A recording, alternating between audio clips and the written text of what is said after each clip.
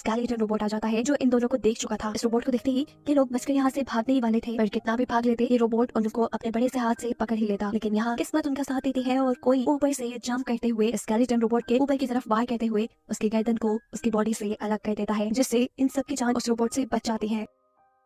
पता चला है कि इनकी जान बचाने वाला भी एक पपिट है जिसका नंबर 7 था। लीडर तो नंबर 7 को भी मरा हुआ मान चुके थे, लेकिन वो जिंदा था और उसे जिंदा देखकर ये सब के सब बहुत खुश होते हैं। यहाँ करीब ही नंबर 9 को एक गैजेट दिखाई देता है जिसे उठाकर वो सामने एक प्लग में लगा देता है। जैसे ही नंबर 2 की नजर उसके ऊपर पड़ती है वो उसे रोकने की कोशिश तो करता है, लेकिन अब बहुत देर हो चुकी थी क्योंकि अनजाने में नंबर 9 ने एक रोबोट को एक्टिवेट कर दिया था। एक मुसीबत से अभी उनकी जान छूटी ही थी कि उन्होंने दूसरी मुसीबत पाल ली। ये मशीन एक्टिव होते ही नंबर 2 की सोल को अपने अंदर अब्सॉर्ब करना शुरू कर देती है। उसके सोल को अपने अंदर अब्सॉर्ब करने के बाद ये रोबोट पूरी तरह से एक्टिवेट हो चुका था। नंबर 9 ये सब देखकर बहुत ज्यादा दुखी था क्योंकि उसकी वजह से उसके साथी की जान चली गई। ये रोबोट अब इन पपेट्स के ऊपर ही हमला करने वाला था, इसलिए ये तीनों अपनी जान बचाकर वहाँ से भागते हैं। लेकिन भागते भागते वहाँ स्लिप होने पर नंबर 7 कहीं गिर जाता है और ऐसे रोबोट का ध्यान उस तक चला गया था उसकी जान बचाने के लिए, जहाँ नंबर 9 और नंबर 5 थोड़ी हलचल करते हैं जिससे रोबोट का ध्यान उनकी तरफ होता है और नंबर 7 को वहाँ से बच निकलने का मौका मिल जाता है। जिसके बाद ये तीनों ही इस रोबोट को चकमा देते हुए उसे बचकर बाहर आकर छुप जाते हैं। अब नंबर 5 नंबर 9 पे बहुत ज्यादा गुस्सा था क्योंकि उसी की वजह से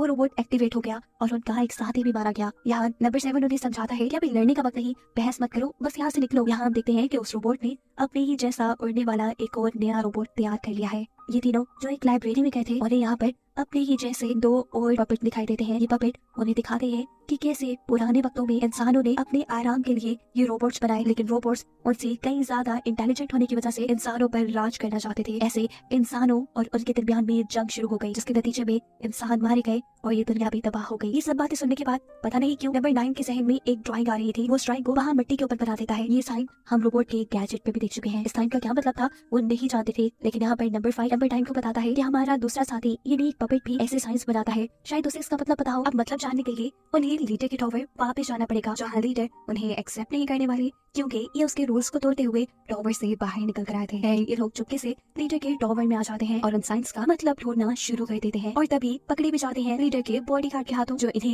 लीडर के पास ले आता है। लीडर गुस्से में थे। नंबर 9 को देखते ही वो कहते हैं यहाँ जो कुछ भी हो रहा है ना सिर्फ तुम्हारी वजह से हो रहा है, इस सब के जिम्मेदार तुम हो। तुम जानते हो तुम एक अनलकी इंसान हो, जब से यहाँ आए हो बुरा ही हो रहा है। नंबर 9 की सारी बातें सुनकर शर्मिंदा सा हो गया। उसी वक्त इस रूम में नंबर 6 आता है। उसके हाथों में अभी भी उन्हीं साइंस वाली ड्राइंग थी। नंबर 9 और नंबर 7 उस ड्राइंग को गौर से देखने में लग जाते हैं, लेकिन यहाँ लीडर का कार्ड उनके हाथ से उनका सामान छीन लेता है। ये लोग अभी ज्यादा कुछ कर नहीं पाए थे कि अचानक उनकी सीलिंग का मिरर टूट जाता है। ये लोग ऊपर देखते हैं जहाँ एक उड़ने वाला रोबोट इनके ऊपर हमला कर चुका था। बॉडीगार्ड उससे लड़ता है पर ये रोबोट तो कुछ ज्यादा ही ताकतवर था। उसने गार्ड को तो एक ही बार में गिरा दिया था। ये देख बाकी सबको अपनी जान बचाने के लिए